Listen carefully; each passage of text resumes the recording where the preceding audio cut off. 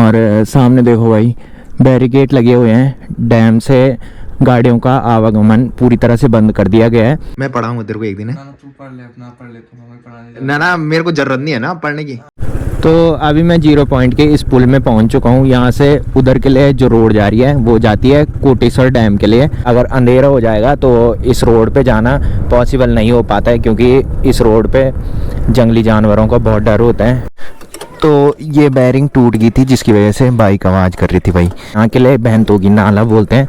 और यहाँ से सामने जो रोड जा रही है ये रोड भी डैम के लिए जाती है। पहले जो पेड़ पौधे काफ़ी हरे भरे दिखाई देते थे वो भी अब पीले दिखाई देने लग गए हैं, क्योंकि रात को बहुत ज़्यादा पाला पड़ने लग गया है। तो डैम से जब पानी छोड़ा जाता है तो सामने जो जगह दिखाई दे रही है वहाँ से पानी नीचे आता है, और नीचे जो नदी जा रही है वो है भागीरथी नदी।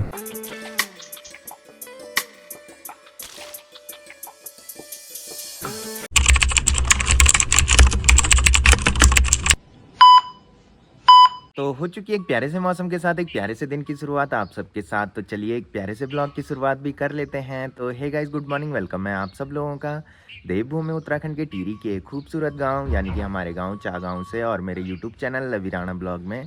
तो सुबह के लगभग 8 बज चुके हैं और मेरी तैयारी हो चुकी है ड्यूटी जाने की। बाकी मौसम की बात करें तो मौसम काफी सुहावना हो रखा है। मस्त से तेज धूप खिली हुई है और सूर्यदेव भगवान ठीक इधर साइड दिखाई दे रहे हैं, और बदलते मौसम का प्रभाव पूरे वातावरण में देखने को मिल रहा है। पहले आप लोगों ने देखा होगा कि इस टाइम तक हमारे गाँव के साथ साथ चारों तरफ मस्त सी धूप लग जाती थी, बट इस टाइम सामने के पहाड़ों में और नीचे ताऊजी लोगों के आम के पेड़ में और साथ ही साइड साइड हल्की सी धूप दिखाई दे रही है।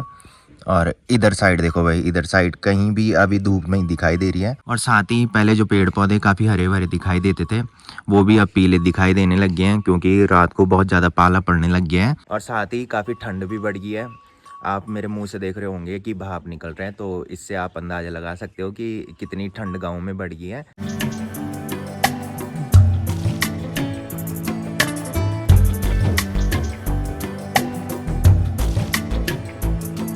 तो चलिए अभी मैं किचन में आ चुका हूँ। यहाँ पे मम्मी अभी आटा गूंद रही है, और ब्रूनो बॉस देखो भाई यहाँ पे बैठ रखे हैं। तो जैसी मम्मी घास के लिए जाती है तो ये चंक हो जाता है भाई जाने के लिए। बाकी मम्मी ने ब्रेकफास्ट में आलू और गोभी की सब्जी बना रखी है, साथ में गर्मा गर्म चाय भी बना रखी है भाई। वैसे मैं सुबह चाय पीता हूँ, बट आज मैंने मम्मी को बोल रखा था, मैंने कहा मेरे को चाय मत देना, तो इस टाइम मैं चाय पी रहा हूँ। तो मम्मी ने मेरे लिए पहले रोटी बना दी थी, और इस टाइम मम्मी दादी और बुड्ढी के लिए गर्मा गर्म रोटी बना रही है भाई। बुड्ढी और दादी ने बोला बल्कि हम गरम गरम रोटी खाएंगे की। तो वैसे मैं सुबह उठते ही चाय पी लेता हूँ, बट कल रात को मैंने मम्मी को बोला, मैंने कहा सुबह मेरे को मत उठाना चाय पीने के लिए, क्योंकि सुबह अगर चाय पीते हैं तो उसके बाद ब्रेकफास्ट करने का मन नहीं करता है भाई। तो इसलिए मम्मी ने इस टाइम मेरे लिए चाय बना रखी है। तो अभी मैं रोड पे आ चुका हूँ। यहाँ पे अन्नू मेरा वेट कर रहे हैं, और अन्नू देखो भाई पूरा पैक हो रखे। तो आज अन्नू मेरे साथ जा रहे हैं। कल अन्नू अपनी स्कूटी लेके गया था, क्योंकि ये लंच टाइम में घर आ गया था भाई, इसका कुछ काम था। जय बजरंगबली। तो चलिए अभी हम निकल चुके हैं गांव से। बाकी यहाँ देखो भाई अभी धूप ही नहीं दिखाई दे रही, सिर्फ सामने धूप दिखाई दे रही है, और कुछ टाइम बाद इस जगह पे पूरा पाला पड़ा रहता है। बाकी यहाँ से सामने जो जंगल दिखाई दे रहा है वो हमारे गांव का जंगल है, जहाँ हमारे गांव की मातृशक्ति घास लेने के लिए जाती है। तो अब तो बहुत कम लोग घास लेने के लिए जंगलों में जाते, पहले बहुत सारे लोग जंगलों में जाते थे घास के लिए। तो अभी हम नंदगांव मार्केट से पहले पहुँच चुके हैं, और यहाँ पे पहले बाइक दिखाते हैं भाई। अगवाड़ दिखाओ, ये देखो भाई। तो आप लोगों को आवाज़ सुनाई दे रही होगी, बाइक एक आवाज़ कर रही है। तो बाइक चलाने में वैसे दिक्कत नहीं हो रही है, बट ये जो आवाज़ कर रही है इससे काफ़ी इरिटेट फील हो रहा है भाई। तो एक बार बाइक दिखाते हैं क्या दिक्कत इसमें आ रही है, क्यों ये इतनी आवाज़ कर रही है। क्योंकि आप लोगों ने देखा होगा कि कुछ ही टाइम पहले हमने बाइक की सर्विस करवाई थी। ये देखो भाई कि भैया देख ना जरा, अरे यार आवाज कर रही है, देख ना जरा, लेट हो रही है यार ड्यूटी के लिए। हैं उधर हेमराज भाई धूप से एक आ रखे हो, चला के देखो पता लग जाएगा। अनु पिछाड़ी बैठ दो, सिंगल में नहीं कर रही आवाज, सिंगल में नहीं कर रही, जब डबल बैठ रहे हैं ना। हाँ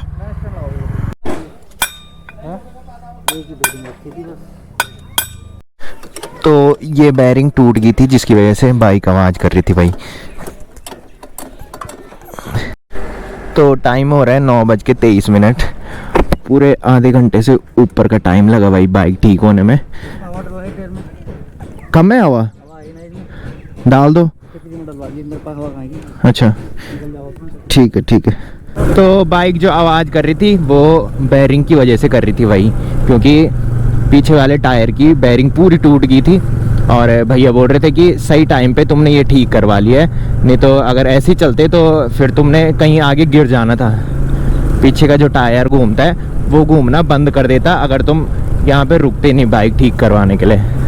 तो अब आप सुन रहे होंगे कि बाइक अच्छी आवाज़ कर रही है, जैसे पहले चूं चूं वाली आवाज़ कर रही थी वो अब नहीं कर रही है भाई। तो वैसे मैं इस जगह पे रुक के गोप्रो निकाल देता हूँ, बट आज मैं गोप्रो नहीं निकाल रहा हूँ। उसका रीज़न मैं आगे आपको बताऊँगा कि मैंने यहाँ पे गोप्रो क्यों नहीं निकाला। ठीक था मैं। तो अभी हम डैम टॉप में पहुँच चुके हैं। यहाँ पे अन्नू उतर गया है। अन्नू डैम से होते हुए जा रहा है और सामने देखो भाई बैरिकेड लगे हुए हैं। डैम से गाड़ियों का आवागमन पूरी तरह से बंद कर दिया गया है। अन्नू के पास गेट पास है जिसकी वजह से अन्नू डैम में पैदल जा सकता है और अन्नू पावर हाउस के अंदर जाता है। तो अन्नू के लिए वहाँ पे गाड़ी आ रही है लेने के लिए। तो मेरा भी गेट पास है, बट मेरा गेट पास कुछ ही दिन पहले एक्सपायर हुआ और मैं इतना आलसी हूँ कि मैंने गेट पास रिन्यू ही नहीं कराया भाई। तो आज मेरा गेट पास रिन्यू हो जाएगा। वैसे कल ही हो जाना था, बट कल बहुत टाइम हो गया था भाई, जिसकी वजह से मेरा गेट पास रिन्यू नहीं हुआ। और सर लोगों ने मेरे को कल बोला कि अगर आज गेट पास तेरा रिन्यू हो जाएगा तो ऑफिस की गाड़ी तुझे डैम टॉप तक छोड़ देगी, बट मेरा गेट पास रिन्यू नहीं हुआ। तो फिर मुझे इसी रास्ते से आना जाना हो रहा है भाई। तो कल सुबह जब मैं इस रास्ते से ड्यूटी गया था तो 10 बजे मैं ड्यूटी पे पहुंचा और शाम को 4:30 बजे मैं ड्यूटी से निकल गया था और काफ़ी लेट मेरे को इस रास्ते से घर जाते टाइम लगी। ये रास्ता काफ़ी सुनसान रास्ता है और इस रास्ते पे जंगली जानवरों का बहुत डर रहता है भाई। तो कल सुबह जिस टाइम डैम बंद हुआ उसके बाद से इस रोड पे गाड़ियों की भीड़ भाड़ देखने को मिल रही है। नहीं तो ये रोड जो है ये बिल्कुल सुनसान रोड है। इस रोड पे भारी वाहन जैसे यूटिलिटी और ट्रक आते हैं, बाकी जितने भी और वाहन हैं वो सारे डैम से आते जाते हैं। तो अभी मैं 0 पॉइंट के इस पुल में पहुंच चुका हूं। यहाँ से उधर के लिए जो रोड जा रही है वो जाती है कोटेश्वर डैम के लिए और ये वाली जो रोड जाती है ये जाती है नई ट्री मार्केट के लिए। तो इसी रोड पे मुझे जाना है। बाकी यहाँ से सामने डैम कुछ ऐसा दिखाई देता है। तो डैम से जब पानी छोड़ा जाता है तो सामने जो जगह दिखाई दे रही है वहाँ से पानी नीचे आता है और नीचे जो नदी जा रही है वो है भागीरथी नदी। तो जब पानी ऊपर से आता है तो पानी इस नदी में आता है और ये नदी जो जाती है ये देवप्रयाग तक जाती है और देवप्रयाग में अलकनंदा नदी के साथ ये नदी मिलती है और वहाँ से गंगा नदी बनती है। हाँ भाई, मैं पहुँच गया 0 पॉइंट से आगे बीप्रम के नीचे। तुम ऑफिस चले गए? ठीक है मैं भी पहुंच रहा हूँ। तो यहाँ से ऊपर जो मार्केट दिखाई दे रहा है वो है बीप्रम मार्केट। बाकी अभी अनिल भाई की कॉल मेरे को आ रखी थी कि मैं ऑफिस आ गया की। तो अनिल भाई मेरा वेट बीप्रम मार्केट से आगे कर रहा था क्योंकि अनिल भाई के पास भी आज गाड़ी नहीं है भाई। तो अनिल भाई बोल रहे थे कि मैंने तेरे साथ जाना है कि। तो अभी कॉल आई तो अनिल भाई ने बोला कि मैं ऑफिस में आ गया हूँ कि तुम आ जाओ कि। तो अभी मैं बीप्रम मार्केट के नीचे पहुँच चुका हूँ। यहाँ से बीप्रम मार्केट शुरू होता है और मुझे इस वाली रोड पे जाना है भाई। पहले मैं बहुत कंफ्यूज होता था जब मैं फ़र्स्ट टाइम इधर आया था। तो यहाँ बहुत सारी रोड है और मुझे समझ ही नहीं आया उस टाइम कि किस रोड पे ड्यूटी जाना है। तो शाम के अभी 5 बजने वाले हैं और मैं निकल रहा हूँ ड्यूटी से। वैसे 4:30 बजे निकल जाना था, बट काम आ गया था जिसकी वजह से मैं 4:30 बजे निकल नहीं पाया। तो अभी अन्नू की कॉल भी आई थी कि मैं पावर हाउस से निकल गया हूँ, तू भी आ जाएगी। मैंने कहा मैं भी निकलता हूँ, बस अगर काम नहीं होता तो पहले ही निकल जाता मैं इनका, बट काम आ गया था जिसकी वजह से निकल नहीं पाया। तो इधर तो सनसेट हो चुका है, बट सामने के पहाड़ों में इस टाइम सूर्य की आखिरी किरण दिखाई दे रही है, यानी कि उधर साइड अभी सनसेट नहीं हुआ है। तो अभी मैं खांडखाला में पहुंच चुका हूं और इधर साइड से बैरिकेड यहाँ सामने लग रखे हैं भाई। तो मुझे इस ऊपर वाली रोड पे जाना है। तो आजकल बहुत दिक्कत ड्यूटी आने में और ड्यूटी से घर जाने में हो रही है भाई।